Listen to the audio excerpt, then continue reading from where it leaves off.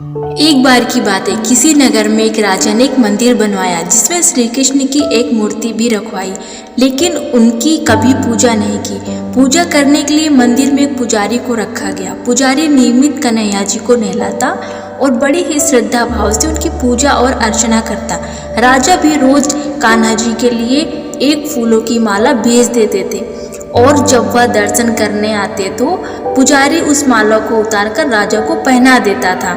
ऐसा करते करते पुजारी की भी उम्र बीत चुकी थी। एक दिन किसी वजह से राजा नहीं आ सका तो उसने एक सेवक के हाथ मंदिर में माला पहुंचा दी और कहलवाया कि आज वह मंदिर नहीं आएगा, इसलिए पुजारी उनका इंतजार न करे। इतना कहकर सेवक चला गया। पुजारी ने हमेशा की तरह कन्हैया जी को माला पहना दी, लेकिन जब शाम हुई तो पुजारी यह सोचने लगा कि माला उतारकर किसे पहनाई जाए। उसने सोचा, क्यों ना ये माला आज मैं ही पहन लूं, वैसे भी मेरी उम्र हो चली है, जीवन का क्या पता कब खत्म हो जाए। इतना सोचकर पुजारी ने माला उतारकर अपने गले में डाल ली, लेकिन इतने में ही सेवक आ गया और उसने बताया कि राजा की सवारी मंदिर में पहुंचने वाली है। राजा की सवारी आने की बात जब पुजारी ने सुनी तो वह डर गया।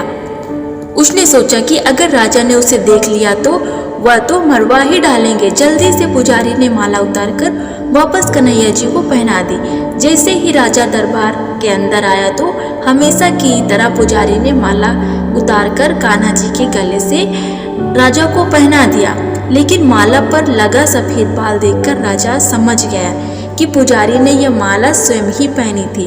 बस फिर क्या था, राजा क्रोधित हो उठे और उन्होंने गुस्से में पुजारी से पूछा कि माला पर सफेद बाल कहाँ से आया। तब राजा की बात सुनकर पुजारी डर गया और बोल पड़ा, ये तो कन्हैया जी का है। अब तो राजा और भी क्रोधित हो गए, क्योंकि कान्हा तो भगवान है और उनके बाल सफेद कैसे हो सकते हैं। इसलिए राजा ने फरमान सुना डाला कि कल श्रृंगार के समय राजा खुद आएंगे और देखेंगे सच में ही कान्हा जी के बाल सफेद है या नहीं, या फिर पुजारी झूठ बोल रहा है। उन्होंने कहा कि पुजारी ने झूठ बोला होगा तो उसे फांसी दे दी जाएगी। राजा का फरमान सुनकर पुजारी का बुरा हाल हो गया।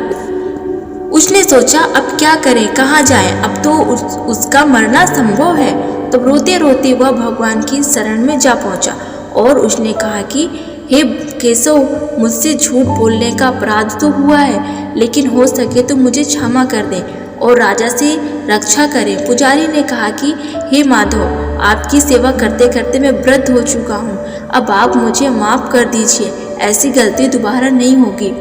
यही कहते कहते पुजारी की न जाने कब आंख लग गई और उसकी आंख तब खुली जब सुबह हो गई थी। उधर सुबह होते ही राजा भी आ गया और कहने लगा, आज कान्हा जी का श्रृंगार वह खुद करेगा। ऐसा कहकर जैसे ही राजा ने कान्हा जी का मुकुट उतारा तो देखा श्री कृष्ण के तो सारे बाल ही सफेद हैं, लेकिन राजा को फिर भी यकीन नहीं हुआ। उसे लगा कि फांसी के डर से पुजारी ने ही बालों को रंग दिया होगा।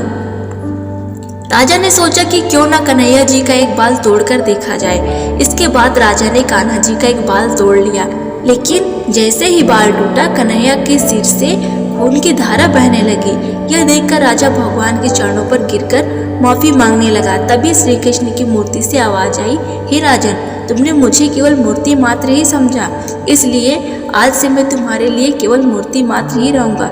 लेकिन पुजारी ने सच्चे मन और पूरी श्रद्धा से मेरी भक्ति की, इसलिए उसकी अनन्य भक्ति को देखकर मुझे अपने बाल सफेद करने पड़े। कन्हैया जी ने कहा कि भक्ति में कभी संशय नहीं होना चाहिए और सच्ची भक्ति की लाज तो मैं कभी जाने ही नहीं देता हूँ। नमस्कार दोस्तों।